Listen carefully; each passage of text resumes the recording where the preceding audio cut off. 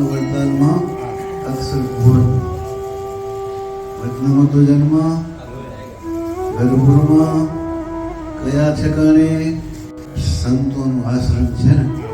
રાત્રે પધારે અંધારામાં પ્રકાશ કરવાનું મારી ગયા સંતના ખોળામાં જઈ કરી વચનામતો જન્મ સંતના ખોળામાં મહારાજનો જન્મ ભક્તિ ધર્મ એના ઘરે એના ખોળામાંથી હોય પણ સંતના ખોળામાં ત્યાં જઈને મહારાજે વચનામૃતનો પ્રગટ કર્યો ત્યાં ધન્યવાદ છે ને 205 વર્ષો ત્યાં જન્મ થયો છે અને શિક્ષાપત્રીમાં મહારાજે આખરી આજ્ઞા આપી છે બે ઠેકાણે છે મહારાજ કે એક દેહનો સંબંધ કુટુંબનો સંબંધ એ બહુ ભયંકર છૂટાય એમ નથી બીજી કામના વિદ્યામાં વાત કરી કામના એમાંથી છૂટું મુશ્કેલ છે તો 19મું વચનામૃત અંત્યનું સાંભળે નહીં સાંભળવા ના આવે વાત કરે એની કોઈ કરે નહીં એનો ઉપવાસ કરો આખરી આજ્ઞા સમજી જા આખરી આજ્ઞા અને બીજી હિંમત વિનાની વાત સત્સંગમાં કરજોમાં કોઈના મોઢેથી હિંમત વિનાની વાત થઈ જાય નપુસક કાયર છે ઉપવાસ કરી નાખજો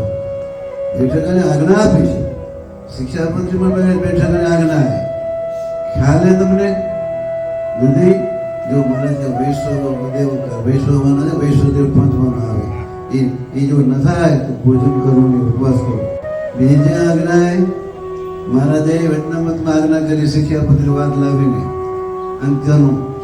પહેલું વાંચવી સાંભળવી પૂજા કરવી ત્રણમાંથી એક ન થાય તો આખરી આજ્ઞા આખરી મહારાજે આખરી આજ્ઞા આપણે ધીનાને કાયર થશે તો કેમ થશે હે વચનામૃતમાં જબરદસ્ત આવી આજ્ઞા કરી છે વચનામૃત શું ખબર વચનમ અમૃતમ ઇતિ વચનામૃત વચન રૂપી અમૃત છે મહારાજનું અમૃતનું પાન એ કર્યા વિના રોટલો ખાય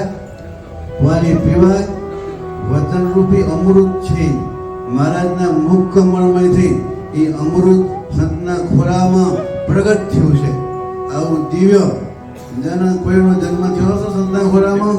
અદ્ભુત શિક્ષાપતિનો જન્મ પોતે આપ્યો હોય તો પોતાના ઘરમાં આપ્યો હોય આ તો મારા ઘરમાં નહીં પણ સંતના ઘરમાં સંતના ખોળામાં જઈ કરી અને અમૃત ફેલવ્યું છે તો આનું પાન કર્યા વિના રહેવાય તમે દરરોજ વચનામૃત વાંચો છો કે નથી વાંચતા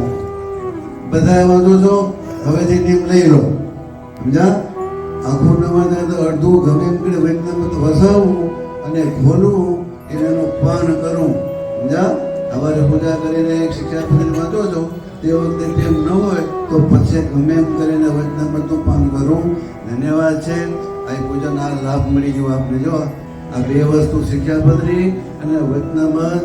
મહારાજનું અંગ છે મહારાજનું શરીર છે પોતે જ છે એ વચનામૃતના રોજ દર્શન કરવા થોડું ઘણું વાંચવું મનન કરવું આમ છૂટાશે કે છૂટવું હોય ખબર આપણે ધર્મ જ્ઞાન ને વૈરાગ ને ભક્તિની વાત ધર્મ એટલે શું ખબર છે સદાચાર એ ધર્મ સદાચાર હોવો જોઈએ સમજા મહારાજે વચનામૃત કર્યો વચનામૃત એનું જ્ઞાન આપ્યું પહેલા થયા વચનામૃત પછી મહારાજના મનમાં એમ થયું કે વચનામૃતમાં જ્ઞાનની વાત મેં બહુ કરી સદાચાર ઓછો એટલે શિક્ષાપત્રીમાં 92 શ્લોક સુધી સદાચાર લઈ જાય ધર્મની વાત લઈ જાય કર્મ કર્મ કહેવાય પછી જ્ઞાન કર્મ થોડુંક છે એમાં ઉપાસના કર્મ પછી થોડુંક છે સદાચાર બહુ થયો શિક્ષાપત્રીમાં આમાં જ્ઞાન માયા શું છે જીવાત્માને બંધન કરનારી માયા ઓળખો તમે શરીરનું બંધન છે અહંતા ને મમતા એમાંથી છૂટાશે ક્યારે જ્ઞાન હશે ત્યારે સમજા પ્રીતિ કેને કહેવાય પિંડ બ્રહ્માંડથી નિષ્પૃહ વૈરાગ કહેવાય એમાંથી નિષ્પૃહ ક્યારે થશે આપણે પિંડ બ્રહ્માંડમાં વસ્તુ બધી રહેલી પણ નિષ્પૃહ પ્રીતિ નહીં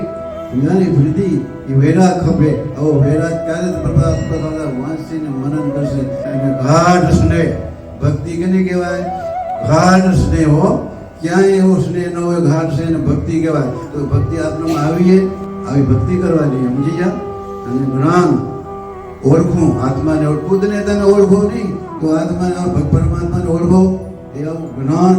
માયામાંથી છૂટવાનું જ્ઞાન, વિશ્વમાંથી છૂટવાનું જ્ઞાન વચનામૃતમાં ભર્યું હોય તો આપણે બધું એમાંથી છૂટી કરી મહારાજને પામવાનું હોય. મહારાજનો આવો દાખલો હોય. રાતે મહારાજ અંધારામાં સંતના આશ્રમમાં જઈ કરી અને આ વચનામૃત રૂપી અમૃતનો પકડ કર્યો છે. ત્યાં જઈ કરીને આ દરરોજ આપણે ફોન કર્યા વિના રહેવાય નહીં. ધન્યવાદ. આજે માત્ર ગુરુવારનો દિવસ, ગુરુવારના દિવસે આજ પૂજન કરવાનો સમય મળ્યો છે.